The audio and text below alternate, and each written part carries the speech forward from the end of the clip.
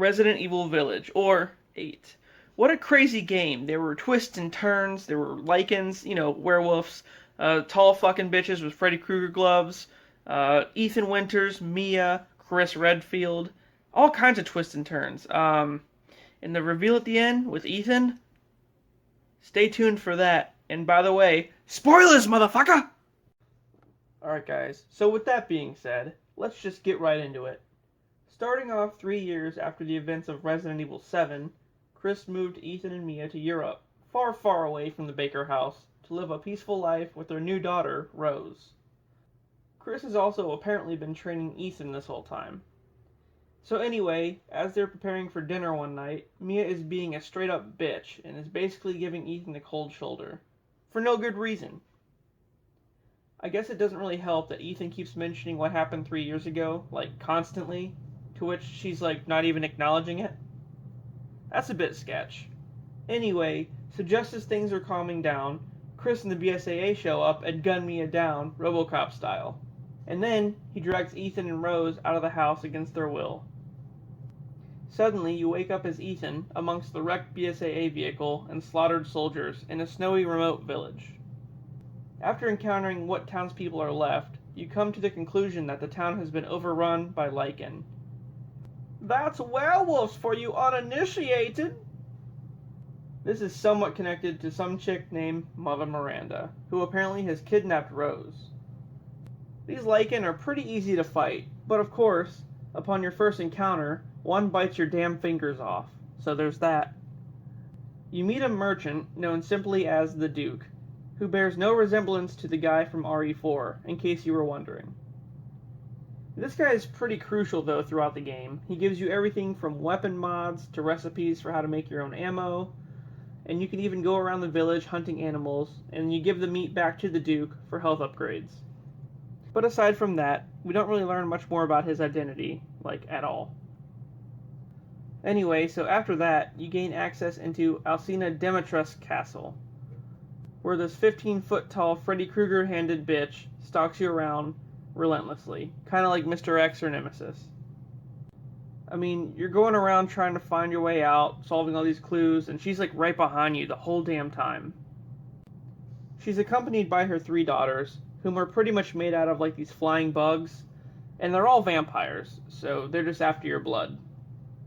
The daughters are pretty easy to kill with the help of some cold air, so if you knock a hole through the wall, you could pretty much crystallize them, and that's about it. Which is kind of weird because the way things crystallize in this game is very similar to Zoe in Resident Evil 7. Remember that DLC with the fucking punching guy? I don't really know if it's related to that or not, but it's pretty similar. Oh yeah, and not only do you fight lichens this whole time, but in the castle there are these weird resurrected corpse looking things, and they just kind of run at you, kind of like Crimson Heads. As you progress through the castle, you see a lot, and I mean a lot, of Umbrella logos. That logo is everywhere. So what the hell does that mean? Throughout the demo and the initial trailer for the game, it seems as though Dimitrescu is the main antagonist. But nope, far from that. So there's a scene where she chases you down to the dungeons and actually cuts your hand clean off. Okay, great. So now we have 3 fingers on one hand and a nub. What the hell am I supposed to do with this? Oh, but don't worry though. He just splashes a bit of that healing stuff on his nub and jams the hand back on, and good as new, because science. After a crazy rooftop battle, where she turns into this flying dragon looking thing, you learn that she's actually one of 4 antagonists of the game. And after defeating Alcena, you obtain a flask housing part of Rose's body. So Mother Miranda separated Rose into 4 parts, putting each part in a flask and giving it to one of these villains. So you pretty much have to defeat the villain to get a piece of Rose's body back. That's kind of morbid, but Resident Evil, So once you're free from the castle, you move on to a small house in the corner of the village, home to Donna Benevito. Upon investigating, you don't really encounter her, at all. Instead, you find a shitload of creepy dolls all around the house, and even one modeled after Mia. Just when you think things are weird enough, you're ambushed by this giant mutant fucking fetus, Yeah, that's what I said. It's a giant slimy baby. After successfully evading that nightmare, you play hide and seek with a creepy ass doll, which I guess has Donna's consciousness in it, and then you just stab the shit out of it with scissors until it's dead. Here, you grab another flask and journey to the flooded outer limits of the village to face Moro, a hunchback little asshole who's been doing experiments with a parasite called a Cadu, resulting in these things that we've been fighting the whole time. But more on that later. So here, you have to drain the water from this area to progress. But in order to do that, you have to fight a mutated version of Morale, who is now a giant fish creature. He's pretty easy to take down, just use an abundance of pipe bombs and mines, which you can either find or buy from the Duke. Be careful though, because he vomits like this acidic shit all over you, and it pretty much kills you. So after this fight, you get yet another flask and drain the water. Here you learn that Heisenberg, the fourth villain, actually wants to help you take down Mother Miranda, who is the real main antagonist of the game, and the one that's behind what's going on in the village. He willingly gives up his flask to you, and you head to his factory. So up until this point, you slowly start seeing little BSAA stations set up throughout the area, like Chris is looming about, but we never actually see him. Alright, so this factory part was literally the hardest part of the game. It's so hard to navigate this labyrinth of bullshit. I kept getting lost, and there's like 5 floors, and everything looks the same. It's fucking annoying.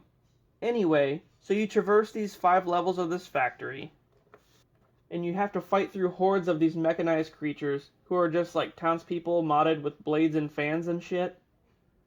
You learn that Heisenberg has also been experimenting on people with the Cadu, trying to create some kind of vessel or something. Heisenberg asks you to join his side and take down Miranda, and you pretty much tell him to go fuck himself. And seeing as to how he's got Magneto powers, he drops you like 15 stories and leaves you for dead. Suddenly you run into Chris, who shows up to take Miranda down once and for all.